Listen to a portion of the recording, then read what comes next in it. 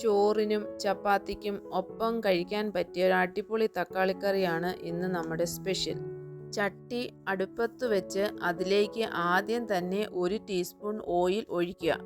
ഇത് ഒന്ന് ചൂടാകുമ്പോൾ 1 ടീസ്പൂൺ ഇഞ്ചി, 1 ടീസ്പൂൺ വെളുത്തുള്ളി, 2 പച്ചമുളക് ഇത് ചെറുതായി ഒന്ന് വഴറ്റി അതിലേക്ക് ഒരു വലിയ സവാള ചേർക്കുക.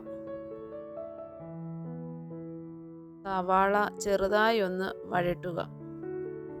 ഇതിന് ആവശ്യമായ ഉപ്പ് ചേർക്കുക. ഞാൻ ഇവിടെ 1 ടീസ്പൂൺ ഉപ്പാണ് ചേർത്തേക്കുന്നത്. സവാളയുടെ കളർ മാറേണ്ട ആവശ്യമില്ല. ഇനി ഇതിലേക്ക് ആവശ്യമായ മസാലകൾ ചേർക്കാം. 1 ടീസ്പൂൺ മല്ലിപ്പൊടി, 1 ടീസ്പൂൺ മുളക് പൊടി, 1/4 ടീസ്പൂൺ മഞ്ഞൾപ്പൊടി. ഈ മസാലകളുടെ പച്ചമണം മാറുന്നതുവരെ ഒന്ന് വഴറ്റിയാൽ മതി. ലോ ഫ്ലെയിമിൽ വെച്ച് വേണം മസാലകൾ വഴറ്റാൻ. ഇതിലേക്ക് മെയിൻ ആയിട്ട് വേണ്ടത് 2 തക്കാളിയാണ്. അതിൻ്റെ തൊലി കളഞ്ഞാണ് ഞാൻ എടുത്തേക്കുന്നത്.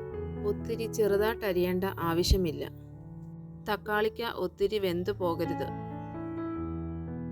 നല്ലതുപോലെ മിക്സ് ആക്കിയതിന് ശേഷം വേവാൻ ആവശ്യമായ വെള്ളം ചേർത്ത് കൊടുക്കാം.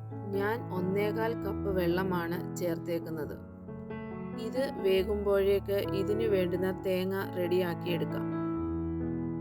ഒരു ജാറിലേക്ക് 1/2 കപ്പ് തേങ്ങയും 1 ടീസ്പൂൺ പെരിഞ്ജീരകവും അല്പം വെള്ളവും ചേർത്ത് നല്ലതുപോലെ അരച്ചെടുക്കാം.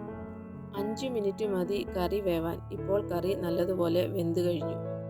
ഇനി ഇതിലേക്ക് തേങ്ങ അരപ്പ് ചേർത്ത് നല്ലതുപോലെ മിക്സ് ചെയ്തെടുക്കാം.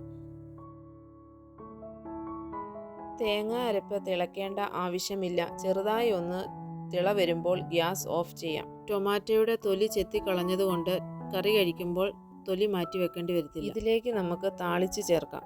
1 ടീസ്പൂൺ വെളിച്ചെണ്ണ ഒഴിച്ച് അതിലേക്ക് കടുകിട്ട് കടുകൊന്ന് പൊട്ടി വരുമ്പോൾ ചെറിയ ഉള്ളിയും ഉണക്കമുളകും കറിവേപ്പിലയും ഇട്ട് നല്ലതുപോലെ മൂപ്പിച്ചെടുക്കാം. ഇത് ചൂടോടെ തന്നെ കറിയിൽ ചേർക്കാം. ചേർത്തതിന് ശേഷം 5 മിനിറ്റ് അടച്ചു വയ്ക്കുക. 5 മിനിറ്റ് കഴിഞ്ഞ് തുറന്ന് നല്ലതുപോലെ ഇളക്കി ഉപയോഗിക്കാം. വീട്ടിൽ പച്ചക്കറികളൊന്നുമില്ലെങ്കിലും ചോറിനും ചപ്പാത്തിക്കും ഒപ്പം കഴിക്കാൻ പറ്റിയ അടിപൊളി കോമ്പിനേഷനാണ് ഈ തക്കാളിക്കറി. ഈ ഒരു രീതിയിൽ ഉണ്ടാക്കിയിട്ടുണ്ടെങ്കിൽ കമൻറ്റ് ചെയ്യുക. അടുത്ത ഒരു അടിപൊളി റെസിപ്പിയുമായി വീണ്ടും കാണാം.